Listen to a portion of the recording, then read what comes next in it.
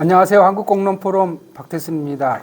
오늘은 공론장 이론 두 번째 시간이네요. 오늘하고 다음 시간이 굉장히 중요한 내용이라고 볼 수 있는데요. 오늘은 하버마스가 세운 대표적인 이론이라고 할 수 있는 의사소통 행위 이론에 관해서 말씀을 드리겠습니다.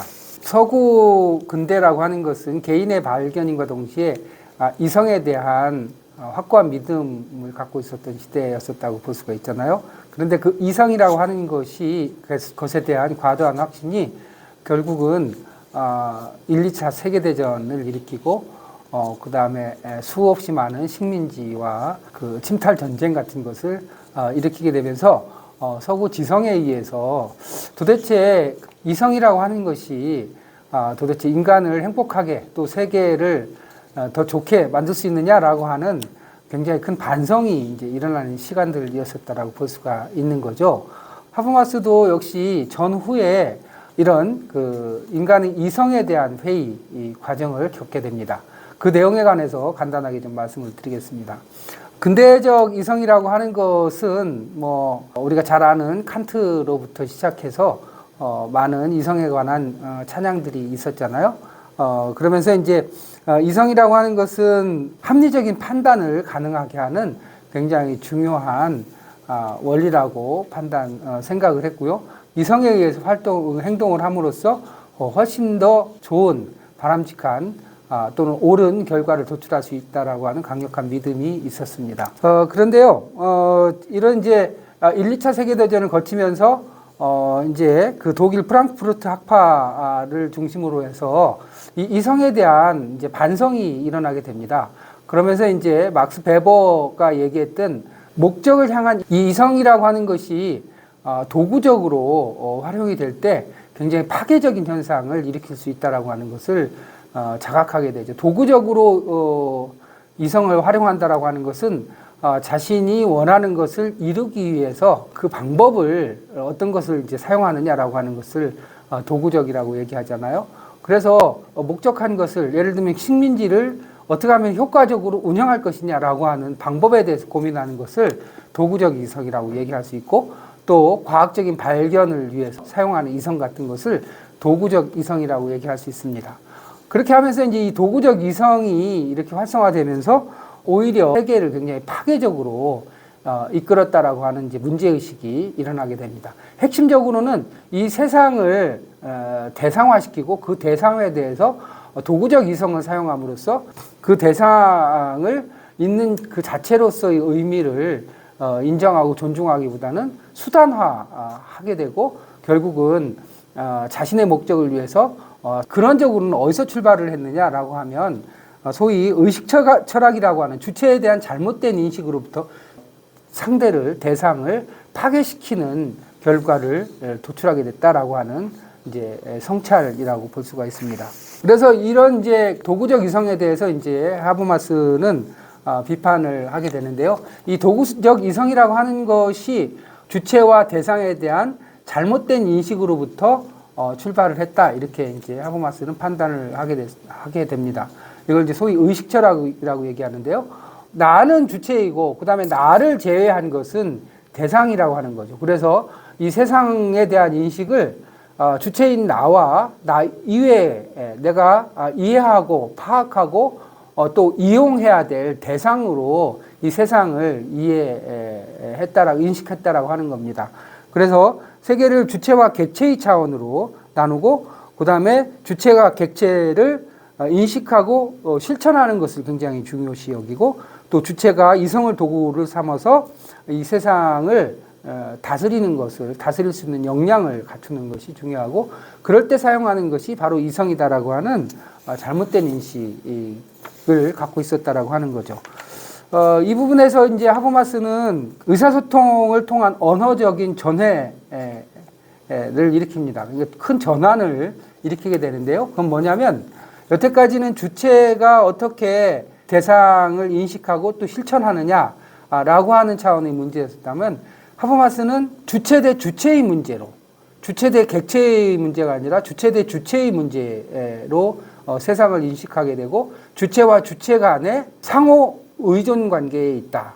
상호 주체적이면서 상호 의존 관계에 있다라고 세상을 인식하게 됐다라고 하는 것이 굉장히 큰 전환점이고요.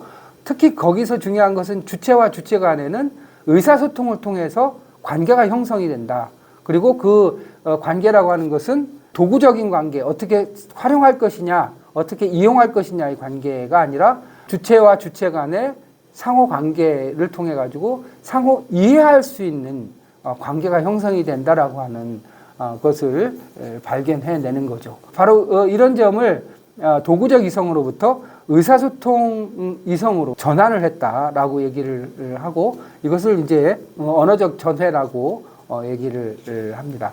대상화됐던 세계로부터 주체 대 주체와의 상호 주관성이라고도 얘기를 하는데 주체와 주체와의 관계로 그리고 주체와 주체와의 관계는 도구적인 관계뿐만 아니라 본질적으로는 상호 이해를 바탕으로 하는 상호 주관적인 관계라고 하는 것으로 전환을 했다라고 하는 점이 의사소통 행위 이론의 핵심적인 내용이라고 볼 수가 있습니다.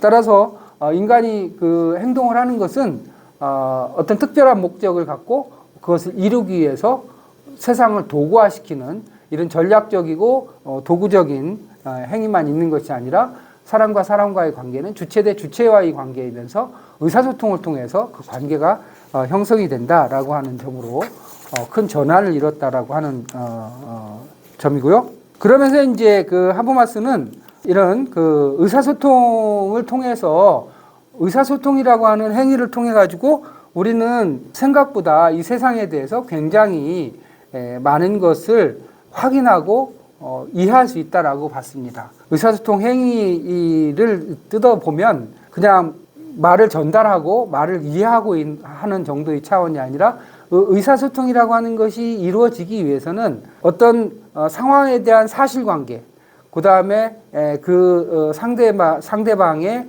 생각에 있어서의 진실성에 관한 것, 그 다음에 사회적인 규범까지도 그 의사소통 행위 안에 모두 포함되는 것이라고 봤어요.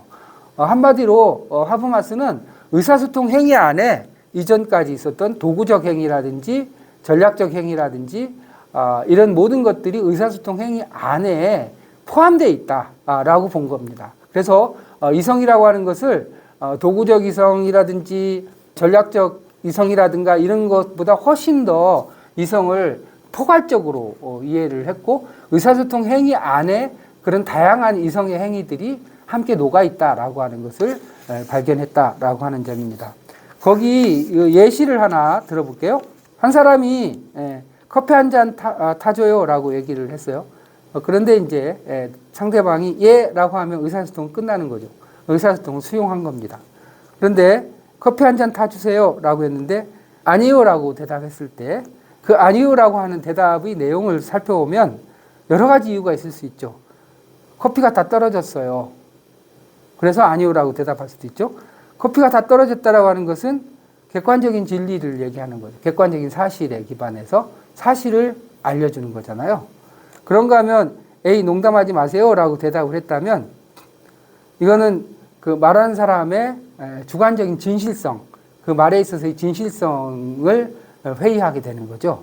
앞에 있는 것이 객관적인 사실에 대한 거라면 두 번째 에이 농담하지 마세요 라고 한 말의 의미는 말하는 사람의 진실성 여부가 그 말 안에 담겨 있다라고 하는 것입니다. 그런가 하면 나는 일하러 왔지 커피 타러 온 것이 아닙니다 라고 만약에 대답을 한다면 거기는 일터에서는 그 일과 관련된 일을 해야 된다라고 하는 사회적인 규범성에 관한 내용이 담겨 있는 거죠. 따라서 의사소통이라고 하는 것은 그냥 상대가 한 말을 이해하고 거기에 따라서 행동하고 하는 정도를 넘어서서 말 안에는 그것이 그 참인지 거짓인지 그리고 사회적인 규범에 맞는지 맞지 않는지 그 사람의 말이 진실한지 진실하지 않은지 등에 관한 내용이 종합적으로 들어 있는 것이고요. 따라서 그 말이라고 하는 것은 그런 것을 상호 확인하는 과정인 거죠. 그런 상호 확인하는 과정을 통해서 상대방의 의도와 의중을 이해하게 되는 과정이라고 볼 수 있습니다. 이런 의사소통 행위라고 하는 것은 결국 그 말이 그 상황에서 타당한 것이냐, 타당하지 않은 것이냐라고 하는 것을 상호 언어 행위, 의사소통 행위를 통해서 확인하는 과정이라고 하버마스는 보았습니다. 그래서 타당성을 검증하는 담론 상황, 담론이라고 하는 것은 어떤 말의 의미가 제대로 된 것인지를 이렇게 논증해가는, 논리적으로 논증해가는 과정을 담론이라고 얘기를 하잖아요. 그러니까 의사소통 행위라고 하는 것은 일종의 상호 대화를 통해서 그 말의 의미와 진실성을 찾아가는 과정이다. 이렇게 얘기할 수가 있는 거죠. 그러면서 이제 우리는 상대방에 대해서 훨씬 더 잘 이해할 수 있고, 그 다음에 함께 할 수 있는 부분과 함께 할 수 없는 부분을 또한 확인하게도 되는 거죠. 결국 하버마스는 이런 의사소통 행위를 통해서 인간이 관계 맺기를 하고 진실을 찾아가는 과정으로 이렇게 그 관계를 인식했다라고 하는 것이고요. 이런 것이 가능하게 된 것은 상대를 대상으로가 아니라 자기하고 똑같은 주체 대 주체로 인식을 했다라고 하는 점이고요. 그 다음에 상대하고의 대화를 통해서 그 대화 과정에서 발생하는 여러 가지 의구심을 해결하면서 타당성에 대해서 아까 말씀드린 진실성이라든지 진리성이라든지 이런 상호 관계성에 대해서 확인을 하는 과정을 통해서 상대에 대해서 상대의 생각, 상대의 감정을 함께 공유하는 과정을 거쳐갈 수 있었다라고 하는 것이죠. 이런 점에서 보면 그 이전에 하버마스 이전에 있었던 주체 대 대상의 문제, 곧 모든 것을 자신의 인식의 문제, 의식 철학이라고 얘기했죠. 의식 철학, 자기 내부의 의식을 통해서 자신은 주체이고 세상은 대상으로 여기면서 이 대상을 어떻게 인식할 것이냐라고 하는 문제에 빠져서 결국은 이 세상이 도구적 이성에 의해 가지고 이렇게 세상이 어렵게 됐다라고 하는 탄식, 절망으로부터 하버마스는 주체 대 주체의 문제로 이 세상을 인식함으로써 굉장히 절망적인 상황을 극복할 수 있는 철학적인 기반을 형성했다라고 하는 것이 하버마스의 의사소통 행위 이론의 핵심적인 내용이면서 이렇게 전후에 의식 철학에 빠져서 굉장히 절망했었던 이런 이제 분위기를 전체적으로 반전시킬 수 있는 굉장히 중요한 전기를 마련했다라고 하는 것이고요. 더 나아가서 이제 다음 시간에 배울 담론 이론과 그 다음에 이제 더 나아가면은 수기 민주주의, 토론 민주주의를 형성을 하는 데 있어서 굉장히 중요한 철학적인 기반을 놓게 됐다라고 하는 점이 하버마스의 의사소통 행위 이론의 핵심적인 내용이라고 말씀을 드릴 수 있습니다.